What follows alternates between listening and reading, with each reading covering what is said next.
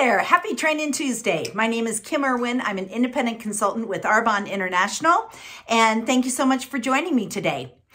We are in the middle, right smack in the middle of the holiday season. So we still have New Year's coming up, and most likely, if you're like most Americans, based on the study that I read, the time between Thanksgiving and New Year's is the largest weight gain time frame for most Americans.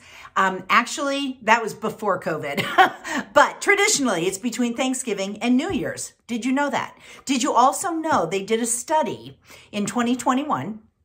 They said that the average amount of weight gain during the holiday season is 8 pounds.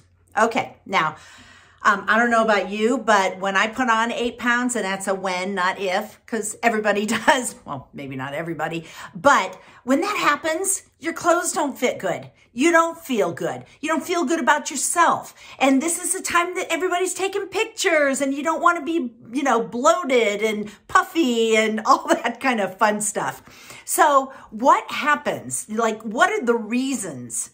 And it's not just eating. I mean, it is eating, but there are reasons behind it. So let's take a look at what some of those core reasons, root causes are. Okay, I've got 5 that I want to talk a little bit about. First of all, sleep cycles.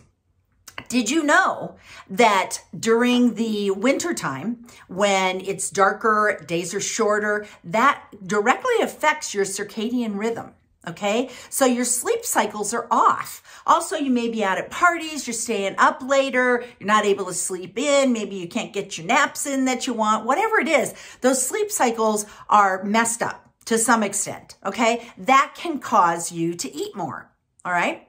It's a fact. Stress. I've done some trainings on this, and stress is so unhealthy for us in so many ways, but it can also make us want to eat. What else does it make us want to do? Drink. A lot of times I wasn't reading it, but a reference to an article back in November of 2021 on alcohol. The article is in it's in a magazine called Alcohol. I'll get it out. So anyway, they said in 2021 that during the pandemic, it was the sharpest increase in alcohol consumption. So why do people drink? Well, there are lots of different reasons. Maybe you're celebrating, but a lot of times people do it to cope with stress. They're like, oh, you'll hear this all the time. Oh my God, I need a drink. Oh, things, the family's coming. I need a drink. Whatever it is, alcohol consumption absolutely goes up during that time frame between Thanksgiving and New Year's. What else? Less physical activity. They did some studies, and even exercisers that were frequent exercisers, so at least 30 minutes a day, they even fell off in December in particular. And then seasonal depression. I've talked a little bit about this before. Not everybody enjoys the holiday season, and it can be for such a number of reasons, and we don't even need to get into it. But the fact is that it's not a happy time for everybody.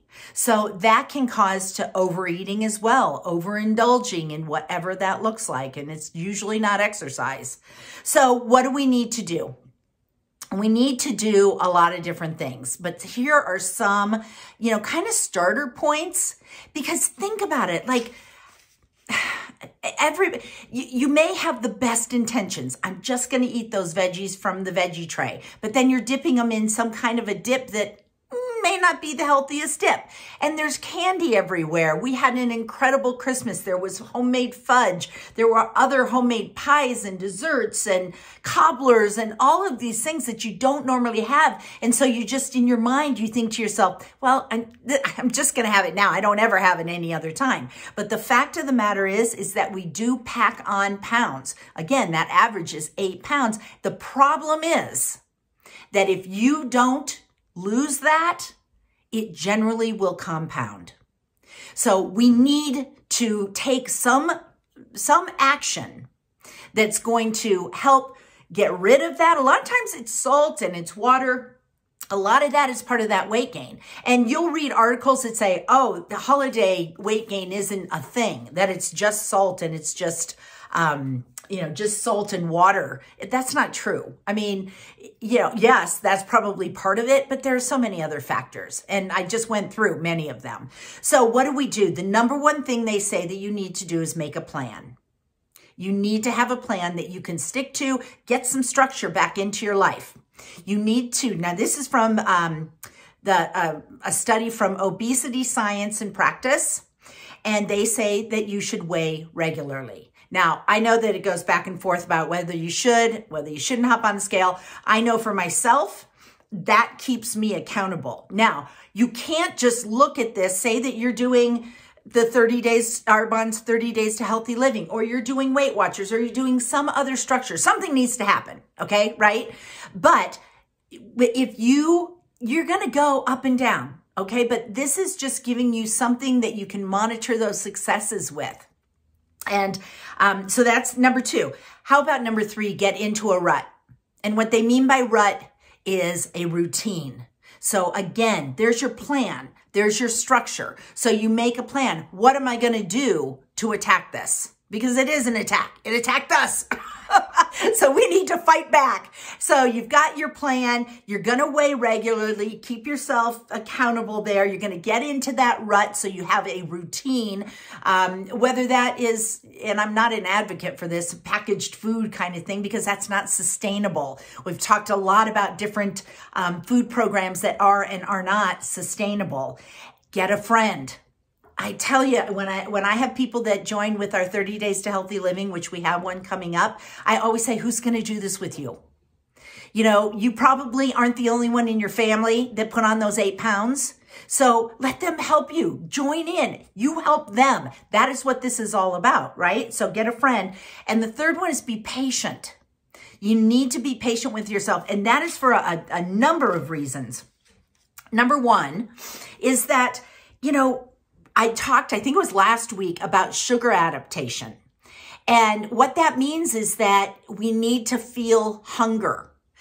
Snacking every day is not advisable. And if you have questions about this, I have an MD that I am happy to share her video with you. If you want to listen to this, because I don't have enough time to go through all of it. I think she does it in, 45 minutes, 30 minutes, something like that. But it's well worth listening to, because our bodies need to feel hunger so that it can start using the fat stores instead of the available glycogen that we have been, we snack through the holidays. You go to a party, there are appetizers and there's candy and there are desserts and not even including the entire meal. So we need to get out of that routine, create our new routine, and start helping our body get back to the healthier state. Get back to our regular sleep cycles. Try to relieve that stress, whether that's exercise, meditation, yoga, whatever that looks like. Get back into some physical activity. If it isn't something you've done before, go for a walk for 5-10 minutes. I promise you, you will enjoy it. You may be doing it for weight loss, but you will enjoy it up here because it is a break. It allows you to get fresh air. That actually helps with your circadian rhythm. The seasonal depression, again, exercise will help with that. These are all things that we need to do. Less alcohol consumption, things that we need to do to start breaking those habits that started building from Thanksgiving to New Year's. And kick off 2023 with good intentions, great goals, a plan, weigh in yourself, getting into the routine, whatever that routine looks like. Do it with a friend and be patient, because it will, if you are in that sugar adaptation state, it may not fall off immediately. Your body's used to it. And so it may take into the 2nd month to do it. So be patient with yourself, because you need to get into fat adaptation so that your body is starting to fuel itself on fat. So I am going to actually be following this up with just kind of a lowdown, a summary, high-level summary of what does the 30 Days to Healthy Living look like. You've heard me talk about it and talk about it and talk about it. It's time to do it if you haven't yet. And if you're like me and you've fallen off the wagon, I am the first to admit it. I am hitting this hard, and I would love to have you do it with me. I have lots of friends that are doing it with me. So I'd love to add you to that list. So I hope you have a fantastic New Year's. kick off 2023 in the healthiest way you can, because we've been doing probably some unhealthy things. So have a great week. I'll talk to you next Tuesday, and Happy New Year.